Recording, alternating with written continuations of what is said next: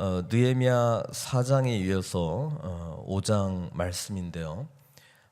어제 본문은 이제 이스라엘 백성들이 성벽을 짓는 과정에서 대적하고 있었던 그 외적인 세력들에 대해서 느헤미야가 한쪽에는 한 손으로는 일하고 한 손으로는 병기를 들고 이렇게 준비하자. 그리고 늘 하나님께 승리가 있다. 하나님께서 우리를 위해서 싸우신다. 이것을 이제 기억하자. 이렇게 이제 말씀을 했습니다만은 5장 내용은 외적인 문제가 아니라 이제 내적인 문제죠.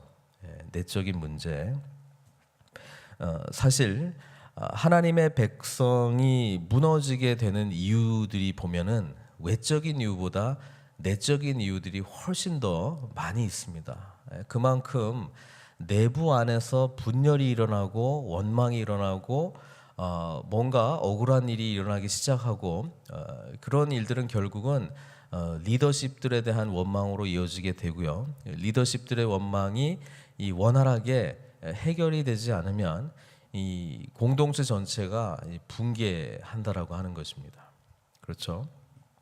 얼마 전에도 자녀들과 함께 그 어벤져스 그 영화를 한번 본 적이 있는데 인간의 능력을 초월하는 사람들의 모임 아닙니까? 다 특별한 능력을 가지고 있는데 그거를 무너뜨리게 하는 방법이 서로 싸우게 하는 걸로 외부에서 이제 그렇게 틈탔거든요.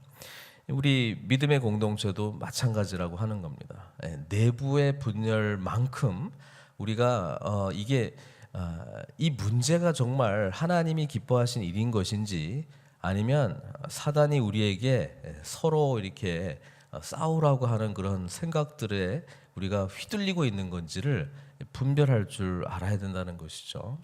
물론 하나님의 뜻이 분명히 이거기 때문에 그것을 이루기 위하여 기도하고 또 선하신 하나님의 인도하심을 구하고 반드시 붙들어야 되는 그런 것이 필요합니다마는 그러나 이 내부의 갈등의 근본적인 원인이 무엇인가? 그것이 말씀에 기초하지 않았기 때문에 이루어진 것이라면 그것은 반드시 바로 잡아야 한다는 것입니다. 오늘 공동체 안에서 갈등의 요인이 뭐냐면 지금 말하자면 그 지배하고 있는 사람들, 그렇죠? 왕과 귀족들과 또 그 밑에 있는 백성들 간의 그런 뭔가 불균형한 그런 삶에 대한 원망이었다라고 하는 것입니다. 1절에 보니까 백성들이 그들의 아내와 함께 크게 부르짖어 그들의 형제인 유다 사람들을 원망하는데 이렇게 되어 있습니다. 성경에 여러 원망들이 나옵니다. 출애굽기에 보면은 하나님께 대한 원망들이 여러 번 나옵니다. 그렇죠? 하나님께 대한 원망이 모세의 리더십을 향한 원망으로 진행이 되는데 여기서는 지금 형제인 유다 사람들을 원망하는데 이렇게 표현하고 있습니다. 그러면서 그 내용이 뭡니까?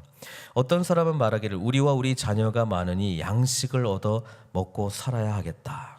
양식이 떨어졌다는 것입니다. 또 어떤 사람은 말하기를 밭과 포도원과 집이라도 저당 잡히고 이 흉년에 곡식을 얻자 하고 흉년이 임했는데 지금 어떻게 대처해야 될지 모르겠다. 그래서 자신들이 소유하고 있는 밭, 포도원, 집 이걸 저당 잡히고 그 곡식을 꾸어서 살아야 되겠다. 이렇게 지금 말하고 있습니다. 그리고 어떤 사람은 말하기를 우리는 밭과 포도원으로 돈을 빚내서 왕에게 세금을 바쳤도다. 그리고 또 어떤 사람들은 너무 형편이 어려워가지고 어떻게 합니까? 우리의 자녀들을 종으로 팔았도다 이렇게 표현하고 있습니다.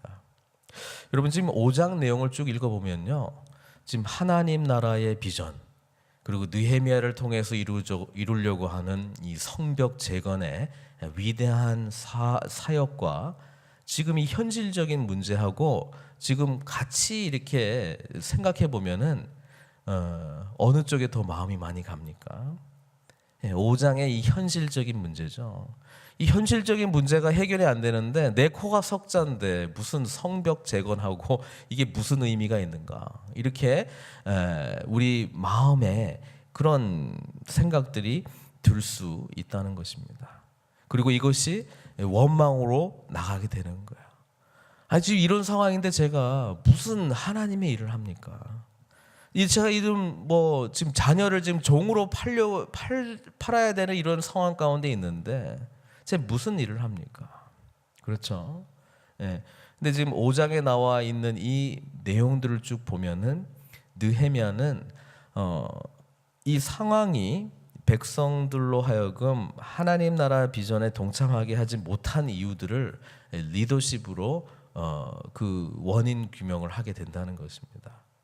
왜냐하면 하나님의 말씀대로 하면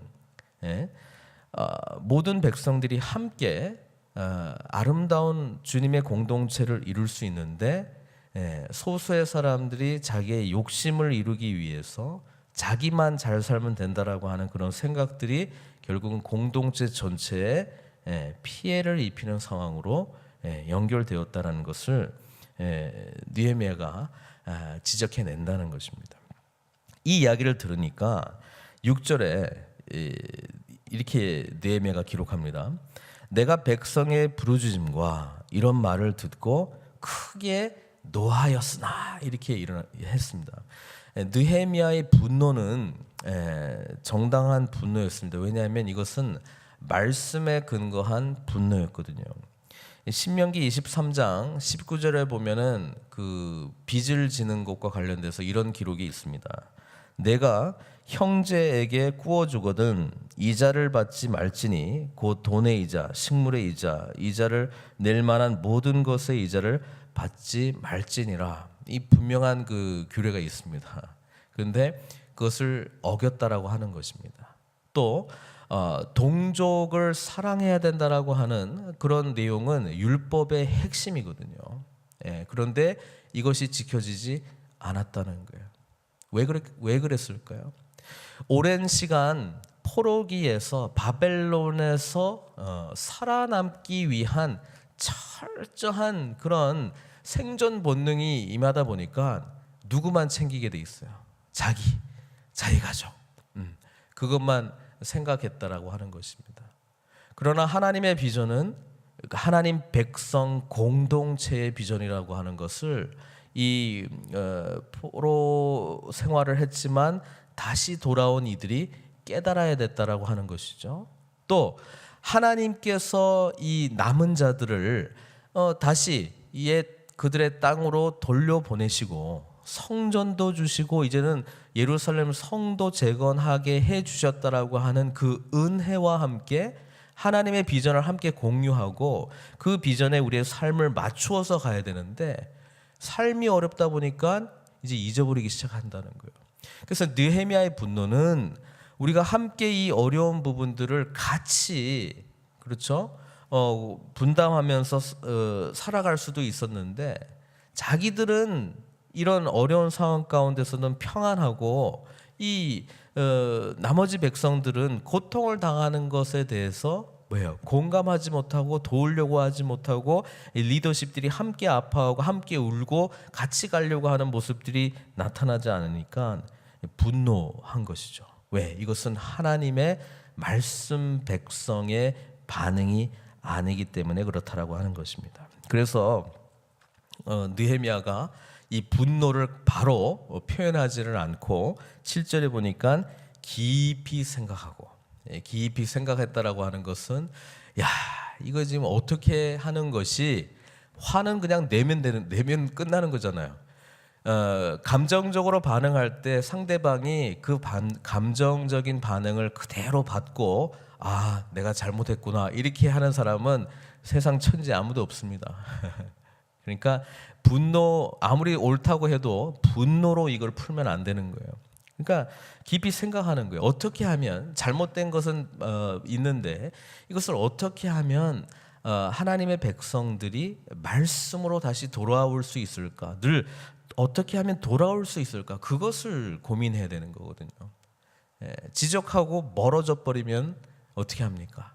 하나님 백성 한 명을 잃는 것이고, 또 언약의 백성이 받아야 될 그런 축복과 모든 특권들을 누리지 못하게 되는 것이고, 또 하나님의 영원한 비전에 동참하지 못하는 그런 불행한 삶을 살게 되는 것인데, 그렇죠? 이 부분을 어떻게 하면 잘 연결시켜 줄 수 있을까 고민하지 않았겠습니까?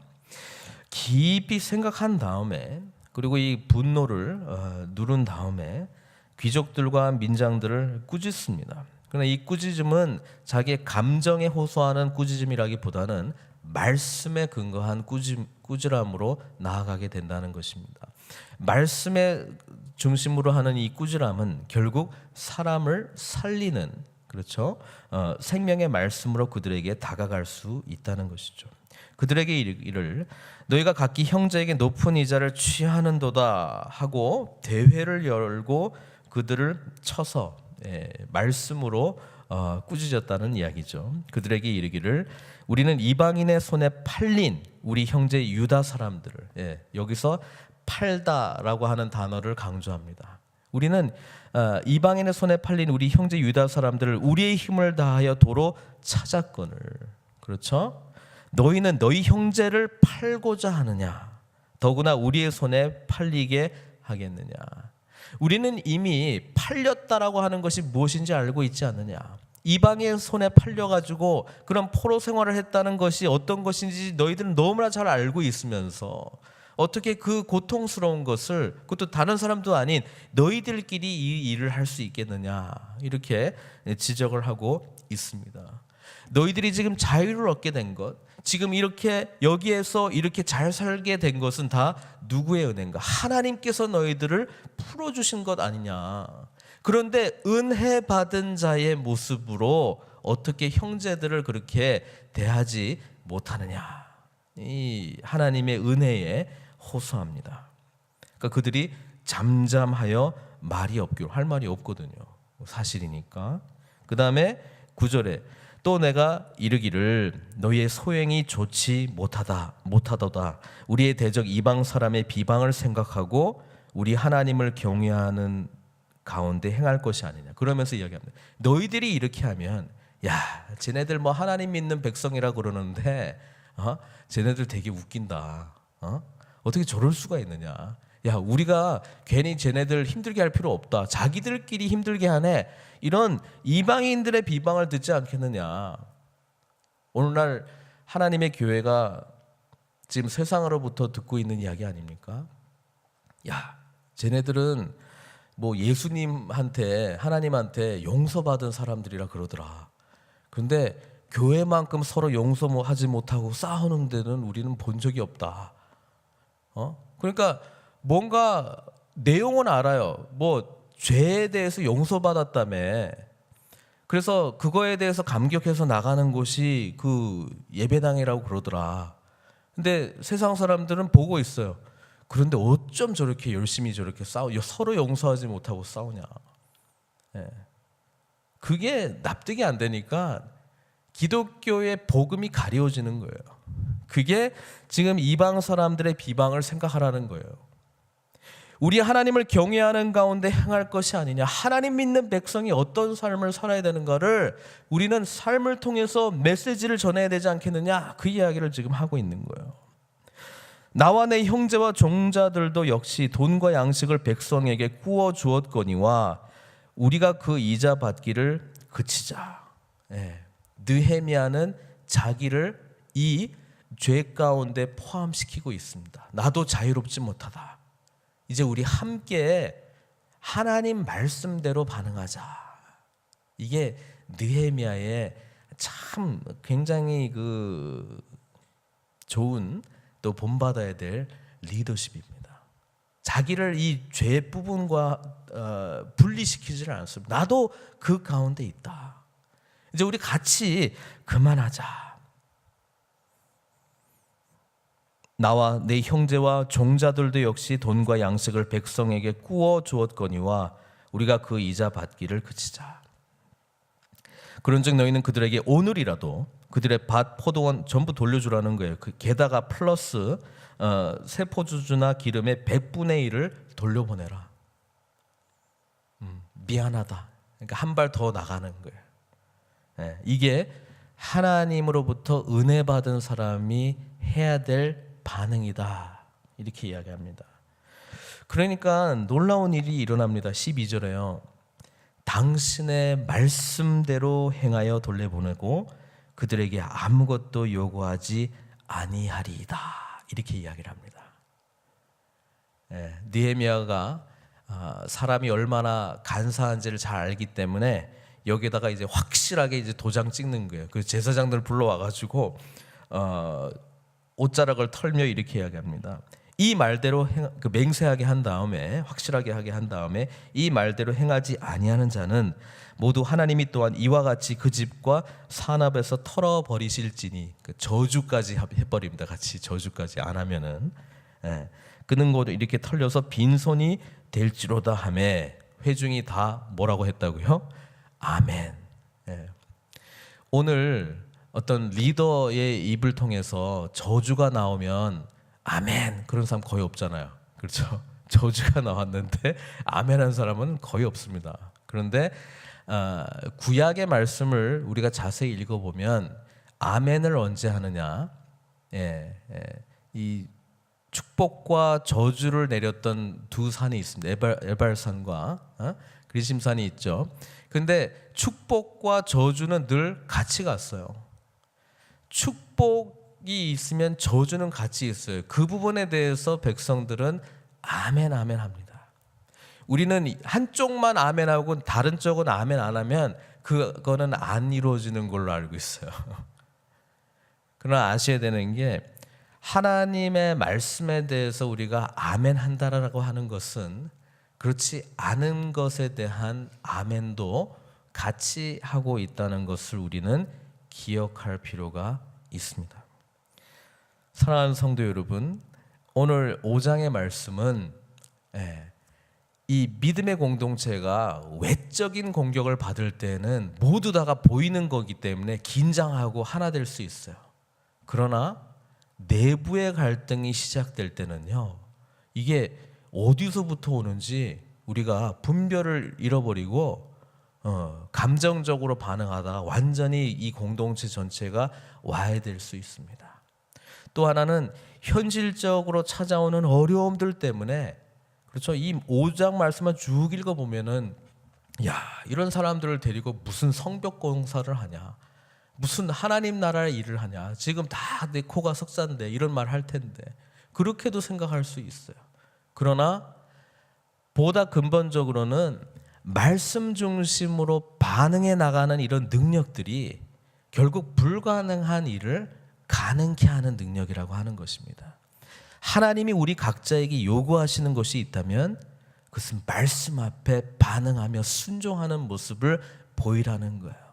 그런 일들이 우리 공동체를 지키고 우리 자신을 지키고 우리로 하여금 하나님 나라의 놀라운 사명에 쓰임받게 하는 능력을 허락해 주신다는 것입니다. 오늘 우리가 이 백성들처럼 원망하며 고민하며 힘들어하는 것이 무엇입니까? 그것을 뛰어넘는 믿음을 달라고 하나님께 기도하십시오. 말씀 앞에 오늘 온전히 순종하지 못한 부분들이 무엇입니까? 온전한 순종을 허락해 달라고 주님께 기도하십시오. 그러면 이 작은 승리들이 모여서 우리 모두 다가 공동체가 하나님 앞에 그 비전을 향해서 나아가는 능력의 공동체로 변화시켜 주실 줄로 믿습니다. 이 문제, 5장의 문제를 해결 못 해버리면 성벽 완성의 위대한 사역은 결코 일어나지 않습니다. 5장을 벗어나지 못한 신앙생활을 하게 되면 크신 하나님, 역사하시는 하나님, 놀라운 하나님의 은혜에 결코 동참할 수 없다는 것을 우리가 기억하면서 5장을 뛰어넘는 믿음의 길로 함께 나아가시는 저와 여러분들 되시기를 주님의 이름으로 축원드립니다. 사랑의 하나님, 감사드립니다. 오늘 5장의 말씀들을 통해서 내적인 갈등이 얼마나 무서운가 생각해 보았습니다.